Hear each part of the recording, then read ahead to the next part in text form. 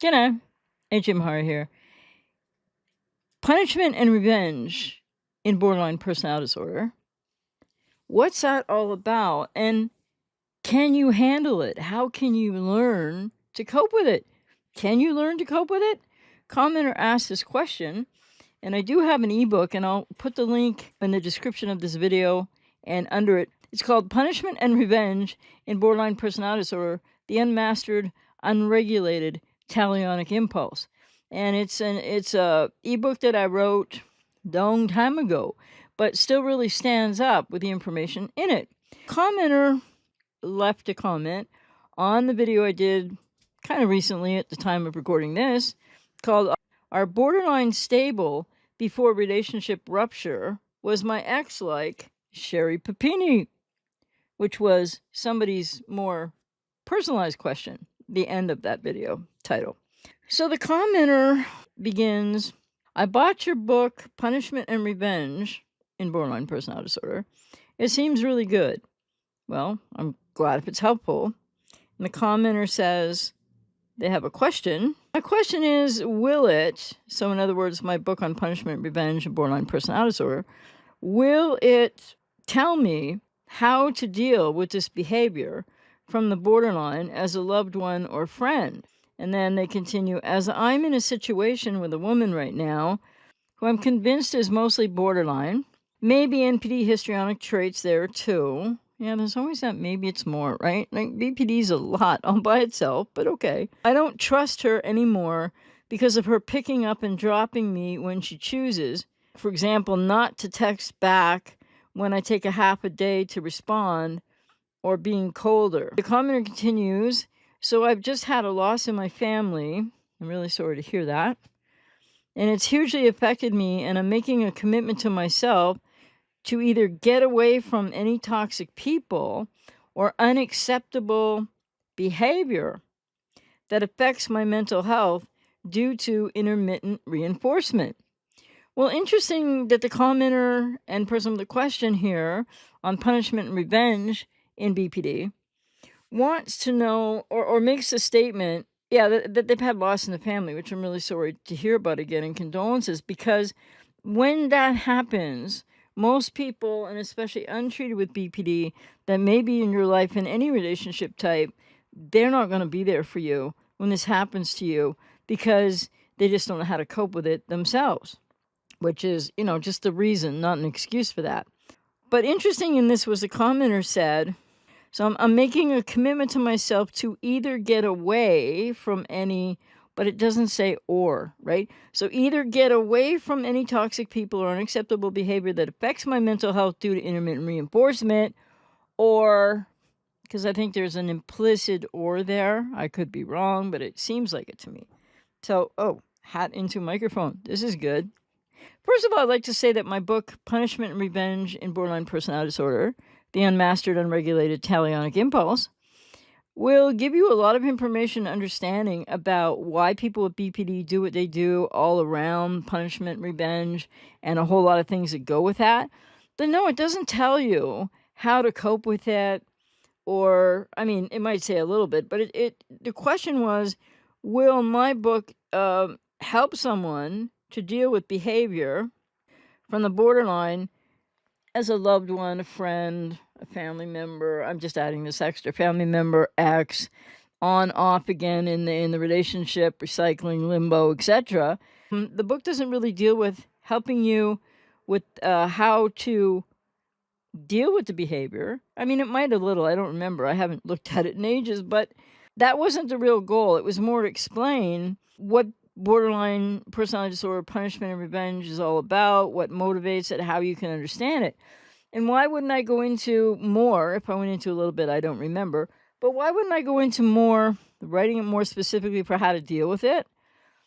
Because, to be really honest, there is no simple way or really way to deal with it.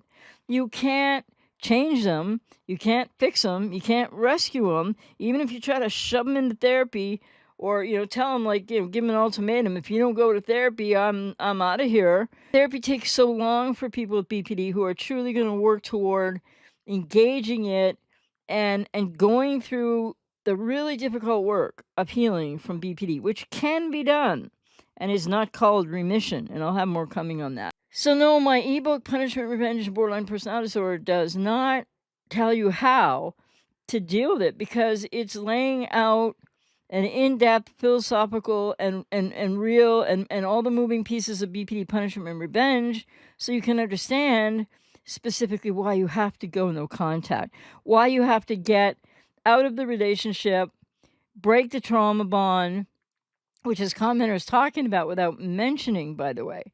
So there's no real effective way. I mean, I can work with clients. I hear all of the individual aspects of some individual, the individual that they're with and talking about. Then I might have some ways or strategy that people can cope, but I wouldn't recommend that, thinking that strategies to help you cope are going to change anything or that it means the relationship is going to be possible or that you should stay in a fantasy bond or trauma bonded relationship with somebody with BPD who is punishing you and seeking revenge. And they seek revenge in all kinds of different ways, from the minimal but still really impactingly negative, painful, and abusive to the maximum of untold, kinds of behavior, whether you're in contact or not. Here's a key thing. The commenter says, I don't trust her anymore, and has their own reasons for that, right? Well, if you don't trust somebody, then why do you think it's healthy or reasonable for you to keep relating to them? Because you need to trust yourself enough to know that you need to take care of you and that there's nothing mutual or reciprocal happening when you can't trust the other person. And with the loss in the family, obviously that's very hugely impacting. And so the commenter says they're making a commitment to themselves.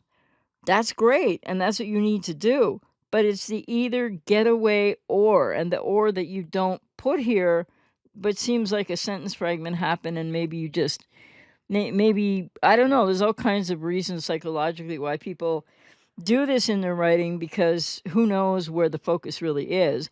Obviously, maybe the either, getaway, the or, maybe is something that you weren't thinking about as much in the moments of writing this. Hard to say. So again, with this, it's like you don't trust her. You want to make a commitment to yourself. So to either get away or whatever, right? I would suggest getting away is the healthy thing to do.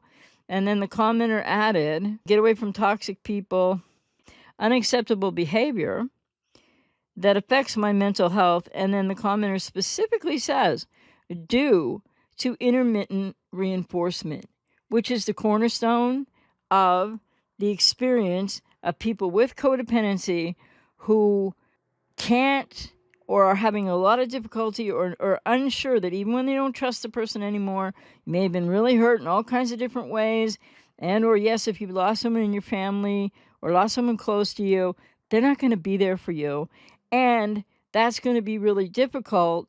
And it's not reciprocal or mutual, so it's not healthy. So when the commenter says wanting, not wanting to accept unacceptable behavior anymore that affects their mental health due to intermittent reinforcement. The intermittent reinforcement is the core of the trauma bond. And it's not all about the person with BPD. Yes, they bring their part of it and might be a bigger part and etc. But people with codependency bring their part of the trauma bond too. The best you're ever going to get is intermittent reinforcement.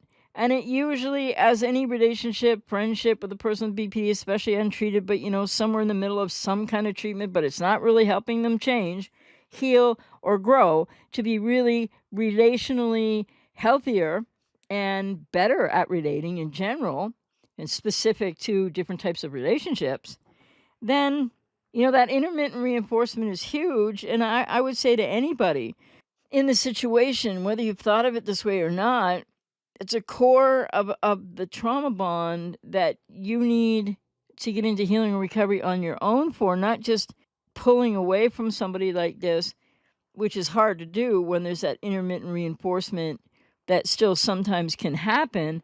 But usually after breakups, discards, devaluation splits, then the intermittent reinforcement is going to be very minimal very minimal compared to all the chaos, the drama, the struggles, the push-pull, etc., and all that people go through. And then with somebody with BPD who's doing punishing, revenge type things, it's just a no-go. And this is what so many people don't seem to understand.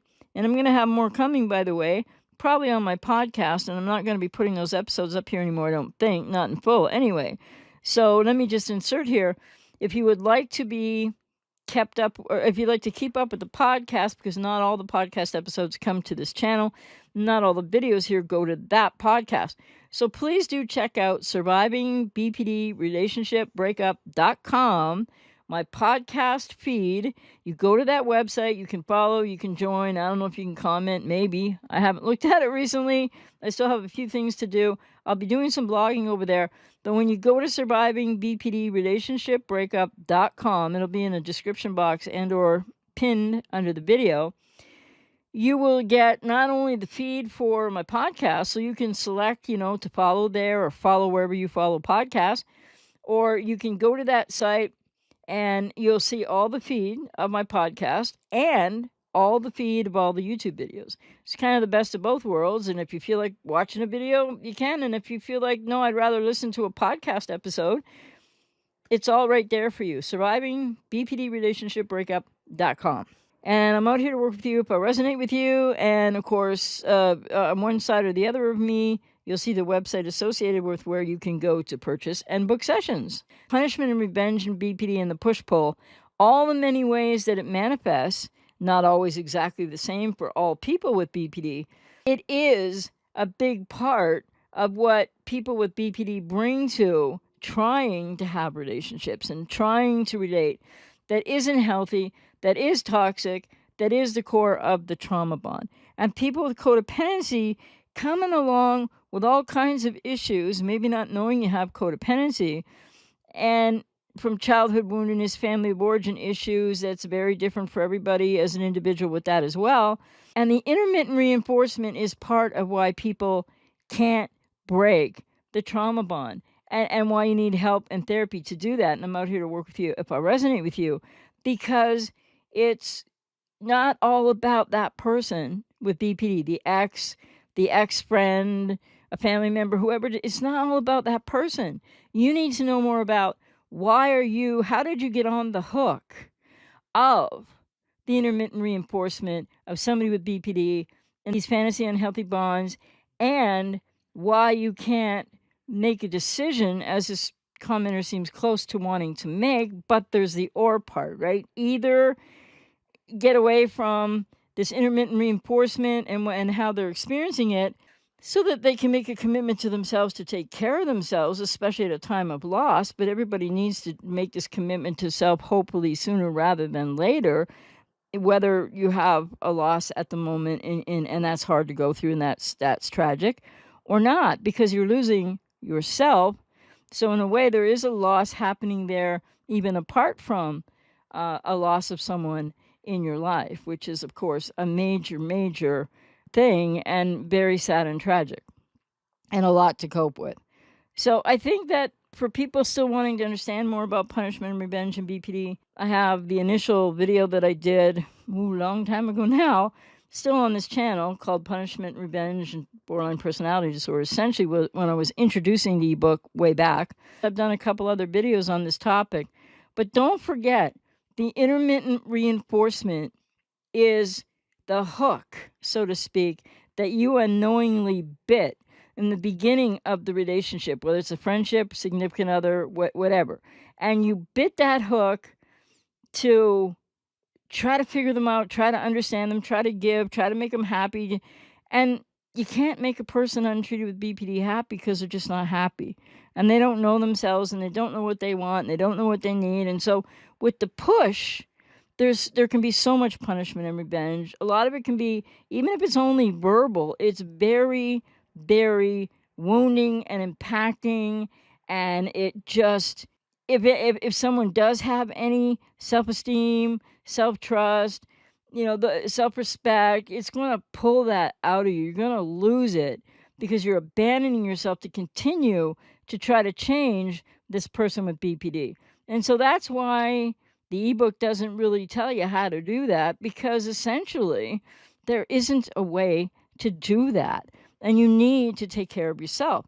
And I'm going to have a lot more coming specifically on the podcast about the attachment, not just always an anxious or avoidant or anxious avoidant, but within codependency, something else about that that's pivotal that makes it so hard also to, well, there isn't a way to truly heal this and truly walk away just like unscathed. You can't. You need to heal the trauma bond, the fantasy bond, the unhealthy bond. And to do that, you need to understand more about what's going on for you, because all the focus on them or that person with BPD isn't going to give you the answers or help you. It'll help you somewhat, and I answer lots of questions for clients on that topic. But you need to know more and do more and learn how to focus on yourself, face the pain from your family of origin, your childhood, however that may have occurred, that created the codependent response, which is formidable and serious. And without doing that healing work, people just can't stop the rumination, heal the cognitive dissonance. Maybe if there's limerence involved, I mean, the answer really is going no contact. So there's no way that I want to sit here and try to tell any of you how to deal with a borderline who's punishing you and seeking revenge, maybe a lot, and then that intermittent, maybe a little different for a short period of time, because these relationships are impossible and they're not healthy, and people need to understand that.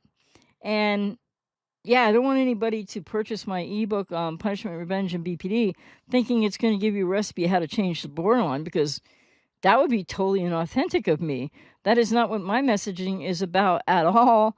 And nor am I trying to stigmatize or put people with BPD down or say they're horrible people. Nothing like that. They're just people that are so wounded, so broken, have so much going on inside of them that if they don't heal and recover from all of that, they can't meet you in a healthy enough place to have a relationship. And then there's the other side of the coin, which is people with codependency have issues that they need to heal from their childhoods as well, or you're not really even ready for an absolutely healthy, independent, interdependent, healthy relationship, which you won't find with a person with BPD anyway.